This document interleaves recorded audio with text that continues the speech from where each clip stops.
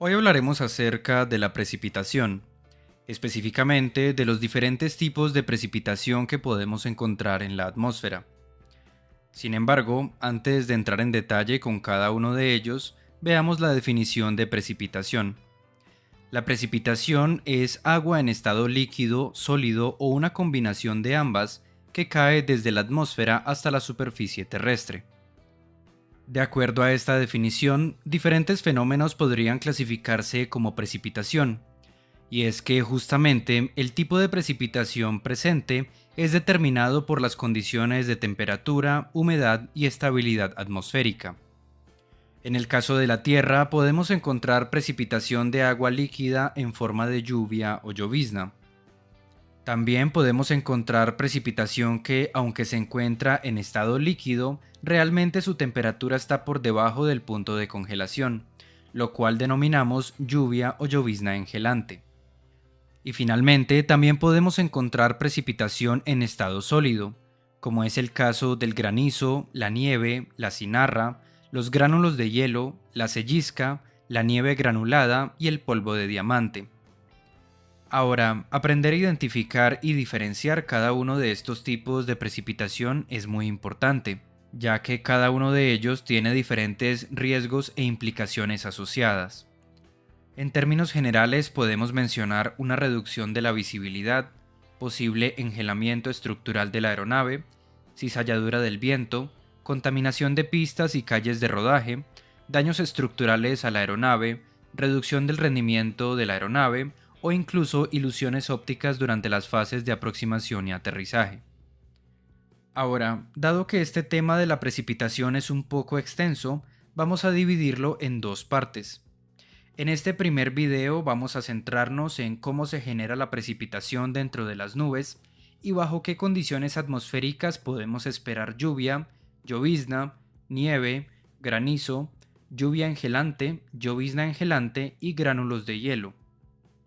Por otro lado, en la parte 2 vamos a ver las condiciones atmosféricas bajo las cuales podemos esperar la formación de nieve granulada, sellisca, cinarra y polvo de diamante, al igual que también veremos la naturaleza de las precipitaciones y cómo se identifican y miden los diferentes tipos de precipitación. Dicho esto, empecemos por ver cómo se genera la precipitación.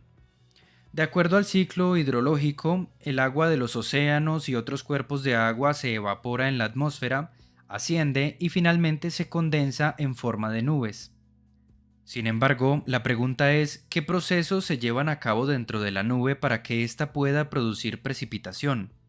Pues bien, para entender esto, recordemos inicialmente cómo se forman las nubes. Cuando tenemos una masa de aire saturado, es decir, que ya no puede contener más vapor de agua en estado gaseoso, y además de eso también tenemos núcleos de condensación presentes en la atmósfera, este vapor de agua empezará a condensarse en pequeñas gotas de agua líquida, que al presentarse en grandes concentraciones dan como resultado un conjunto visible que es lo que llamamos nube. Ahora, estas pequeñas gotas de agua que conforman las nubes son realmente pequeñas, ya que si las comparamos con una gota de lluvia regular, veremos que tienen un tamaño bastante ínfimo. La pregunta es entonces, ¿cómo puede una gota de nube aumentar de tamaño de tal forma que pueda precipitar en forma de lluvia hacia la superficie? Pues bien, realmente hay dos procesos a los cuales se les atribuye la formación de precipitación dentro de una nube. El primero es el proceso de colisión-coalescencia, el cual explica la formación de precipitación a partir de la colisión de gotitas de diferentes tamaños dentro de la nube a temperaturas superiores a la de congelación del agua. Por otro lado, el proceso de Bergeron o de los cristales de hielo explica la formación de precipitación a partir de cristales de hielo y gotitas de agua superenfriada a bajas temperaturas, es decir, en entornos donde la temperatura es inferior al punto de congelación del agua. Veamos un poco más en detalle cada uno de estos procesos, iniciando con el proceso de colisión-coalescencia, el cual se produce cuando el agua se encuentra en estado líquido, es decir, a temperaturas superiores a los 0 grados Celsius. Aquí, el término coalescencia hace referencia a la unión de dos o más gotas pequeñas de agua para formar así una gota de mayor tamaño. En este proceso entonces, las corrientes ascendentes de aire dentro de una nube harán que las pequeñas gotas de agua empiecen a colisionar entre sí, aumentando así su tamaño y su peso. Eventualmente llega un punto en el cual la gota de agua se vuelve demasiado pesada como para permanecer en suspensión dentro de la nube, y por lo tanto empieza a precipitar. Durante el descenso, esta gota continúa impactando con otras gotas de agua más pequeñas, aumentando aún más su tamaño y su peso, hasta que llega un punto en el cual la gota se divide en otras gotas más pequeñas, creando así una reacción en cadena que da como resultado una precipitación en forma de lluvia o llovizna. Ahora, este proceso de colisión-coalescencia explica cómo se produce la precipitación en nubes cálidas, es decir, en nubes donde la temperatura es siempre superior al punto de congelación del agua. Por otro lado, el proceso de Bergeron, también conocido como el proceso de los cristales de hielo, explica cómo se produce la precipitación en nubes donde la temperatura es inferior al punto de congelación del agua. En este tipo de nube podemos encontrar agua en estado sólido, en forma de cristales de hielo, pero también en estado líquido, en forma de pequeñas gotitas de nube superenfriadas. En este caso, las gotitas de agua superenfriada de la nube se evaporan, y ese vapor de agua se sublima sobre los cristales de hielo en estado sólido, haciendo que aumenten de tamaño y de peso. En resumen, podríamos decir que en este tipo de nubes, las gotas de agua en estado superenfriado tienden a evaporarse, mientras que ese vapor de agua, a su vez, tiende a sublimarse sobre los cristales de hielo, haciendo que estos aumenten de tamaño, mientras que las gotas se encogen.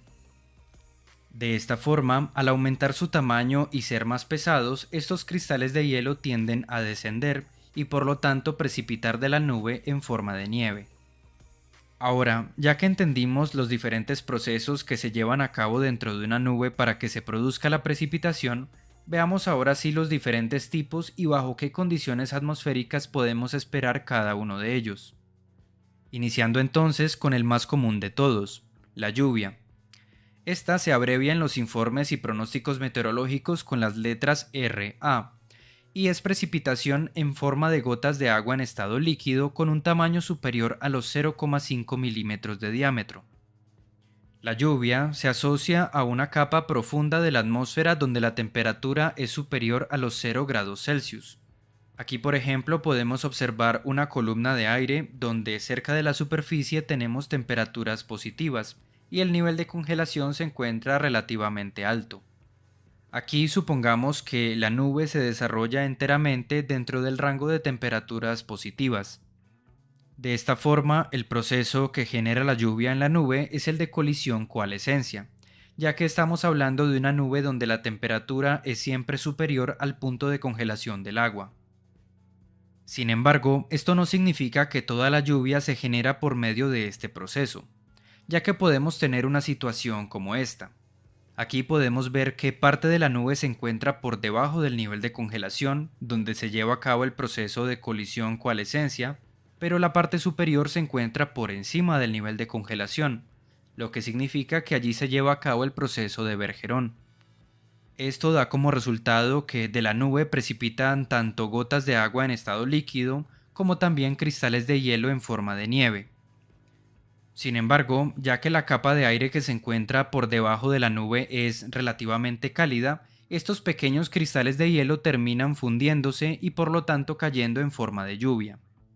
Incluso podemos llegar a tener una situación como esta, donde toda la nube se encuentra por encima del nivel de congelación. En este caso, toda la precipitación que cae de la nube lo hace inicialmente en forma de nieve. Sin embargo, al pasar el nivel de congelación y caer a través de una capa de aire más cálido, esta termina fundiéndose en forma de lluvia y llegando así a la superficie. Con esto entonces queda claro que realmente no importa si la precipitación inicial es en forma de nieve, ya que si esta pasa a través de una capa profunda de la atmósfera donde la temperatura es más cálida, esta terminará fundiéndose y cayendo en forma de lluvia. Pasemos ahora con la llovizna. Esta se abrevia en los informes y pronósticos meteorológicos con las letras DZ y consiste en precipitación en forma de gotas de agua en estado líquido con un tamaño inferior a los 0,5 milímetros. De esta forma, la única diferencia entre la lluvia y la llovizna es el tamaño de las gotas de agua, pues si éstas superan los 0,5 milímetros serán consideradas como lluvia, mientras que si son de un tamaño inferior serán consideradas como llovizna. De esta forma, ya que en esencia estamos hablando del mismo tipo de precipitación, la llovizna también se asocia a una capa profunda de la atmósfera donde la temperatura es superior a los 0 grados Celsius. Y al igual que sucedía con la lluvia, esta puede producirse originalmente en forma de gotas de agua líquida, en una combinación de gotas de agua líquida y cristales de hielo, o enteramente por cristales de hielo. Lo que importa es que haya una capa lo suficientemente profunda cerca de la superficie donde la temperatura sea superior a los 0 grados Celsius, pues de esta forma se va a asegurar que cualquier tipo de precipitación sólida se va a fundir en forma de agua líquida. Pasemos ahora con la nieve. Esta se abrevia en los reportes e informes meteorológicos con las letras SN y consisten en precipitación en forma de copos de nieve en estado sólido. Y contrariamente a lo que sucedía con la lluvia o la llovizna, la nieve se asocia a condiciones atmosféricas donde la temperatura es inferior a los 0 grados Celsius en todo momento. De acuerdo a esto entonces, dentro de la nube se lleva a cabo el proceso de Bergeron, para formar así precipitación en forma de copos de nieve que caen desde la nube hasta la superficie. Dicho esto, pasemos ahora con el granizo. Este se abrevia en los informes y pronósticos con las letras GR, y esta es precipitación de trozos de hielo en estado sólido de un tamaño considerable, normalmente con un diámetro superior a los 5 milímetros. Estos trozos de hielo pueden caer a altas velocidades, causando así daños estructurales considerables en la aeronave. Afortunadamente, este tipo de precipitación no es muy frecuente, ya que únicamente se observa en nubes de tipo cumulonimbus de gran desarrollo vertical que presentan fuertes ráfagas de aire ascendente. Veamos entonces cómo se produce el granizo. Aquí tenemos una nube de tipo cumulonimbus y tenemos aquí el nivel de congelación. Inicialmente, las fuertes corrientes de aire ascendentes dentro de la nube empujan las gotas de lluvia hacia arriba, de tal forma que cruzan el nivel de congelación y por lo tanto se congelan. Ahora, durante esta etapa, estas gotas de lluvia ascendentes se han ido encontrando con otras gotas de agua más pequeñas, que han ido adhiriéndose por medio del proceso de colisión-coalescencia, haciendo entonces que aumente su tamaño y su peso. Sin embargo, llega un punto en el cual el trozo de hielo ya congelado es demasiado pesado como para permanecer dentro de la nube, y por lo tanto empieza a precipitar. Ahora, durante su descenso, este trozo de hielo encuentra nuevamente las corrientes de aire ascendentes, las cuales, si son demasiado potentes, harán entonces que ese trozo de hielo vuelva a ascender y vuelva a repetir todo el ciclo. Finalmente, llega un punto en el cual, por más fuertes que sean las ráfagas de aire ascendentes, ya no son capaces de mantener a flote ese trozo de hielo en la nube. Por lo tanto, en este punto es cuando ese trozo de hielo precipita en forma de granizo en la superficie. Aquí podemos observar una representación un poco más gráfica de cuál es la trayectoria que sigue un trozo de granizo dentro de una nube. Aquí podemos observar que durante los ascensos y descensos ese trozo de granizo cruza constantemente el nivel de congelación, lo cual significa que hay ocasiones en las cuales ese trozo de hielo tiende a derretirse y en otras en las cuales tiende a volver a congelarse. Incluso, dependiendo de cuántos ciclos de ascenso y descenso haya sufrido el trozo de granizo, se puede ver en su estructura interna una serie de capas. Cada capa representa justamente un ciclo de ascenso y congelación. Dicho esto, pasemos ahora con la lluvia engelante, que se abrevia en los informes y pronósticos como FZRA. Esta es precipitación en forma de gotas de agua superenfriada en estado líquido. El término superenfriada significa que su temperatura es inferior a los 0 grados Celsius, pero aún se encuentra en estado líquido. Y de acuerdo a la definición inicial de lluvia, las gotas tienen un diámetro superior a los 0,5 milímetros. Ahora, la característica principal de la lluvia engelante es que estas gotas de agua se congelan instantáneamente al impactar con un objeto expuesto, constituyendo de esta forma un gran riesgo para la aviación. La pregunta es entonces, ¿bajo qué condiciones podemos esperar lluvia engelante?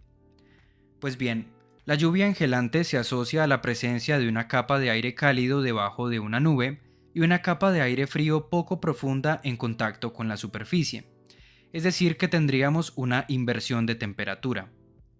Como recordaremos de videos anteriores, una inversión de temperatura es cuando la temperatura aumenta con la altitud en lugar de disminuir, dentro de una cierta capa de la atmósfera. En este caso en particular tenemos dos niveles de congelación distintos, ya que tenemos una masa de aire relativamente cálido entre la nube y la superficie. En este caso entonces, la nube inicialmente generaría precipitación en forma de cristales de hielo en estado sólido. Sin embargo, cuando estos pasan a través de la capa de aire más cálida, estos se funden en forma de lluvia. Sin embargo, cuando esa lluvia pasa a través de la capa de aire más frío que está cerca de la superficie, disminuye su temperatura por debajo de los 0 grados Celsius, pero no alcanza a congelarse, constituyendo así lluvia engelante. Ahora, de la misma forma, también existe la llovizna engelante, que se abrevia en los informes y pronósticos como FZDZ. Esta es precipitación de gotas de agua superenfriada en estado líquido con un diámetro inferior a los 0,5 milímetros. Y al igual que sucedía con la lluvia engelante, estas gotas de agua se congelan instantáneamente al impactar con un objeto expuesto. Nuevamente, la única diferencia que tiene con respecto a la lluvia es el tamaño de las gotas y por lo tanto también el ritmo de acumulación. Ahora, las condiciones atmosféricas en las cuales se presenta la llovizna engelante son exactamente iguales a las de la lluvia engelante. Nuevamente, la única diferencia es el tamaño de las gotas de agua. Dicho esto, pasemos con los gránulos de hielo, conocidos en inglés como ice pellets. Estos son pequeñas partículas de hielo con forma esférica con un diámetro inferior a los 5 milímetros, y son en esencia gotas de lluvia congeladas, las cuales son indicativo de presencia de lluvia engelante en niveles superiores, y ya veremos por qué. Estos gránulos de hielo se asocian a la presencia de una capa de aire frío relativamente profunda en contacto con la superficie, mientras que por encima de esta subsiste una capa de aire más cálido. Es decir que, al igual que con la lluvia engelante, estamos en presencia de una inversión de temperatura, solo que a una altura un poco mayor. En este caso lo que sucede es que la nube inicialmente genera precipitación en forma de cristales de hielo en estado sólido. Sin embargo, cuando estos pasan a través de la capa de aire más cálido, se funden en forma de lluvia. Después, esta lluvia, al pasar por la capa de aire más frío de la parte inferior, se convierte en lluvia engelante. Pero ya que esta capa de aire frío es más profunda, estas gotas de agua alcanzan a congelarse en forma de gránulos de hielo. De esta forma, si tenemos precipitación en forma de gránulos de hielo en la superficie, significa que más arriba en la atmósfera tenemos presencia de lluvia engelante.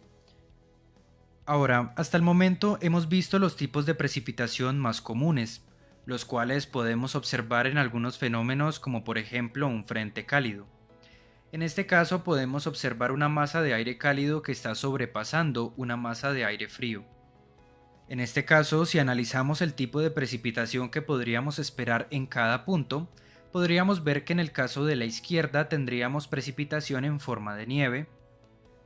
En el segundo caso podríamos esperar precipitación en forma de gránulos de hielo. En el tercer caso podríamos esperar lluvia o llovizna engelante. Y en el último caso esperaríamos lluvia o llovizna normal. Como podemos observar, el análisis de la temperatura en altitud es un factor fundamental para poder estimar qué tipo de precipitación podemos esperar en la superficie.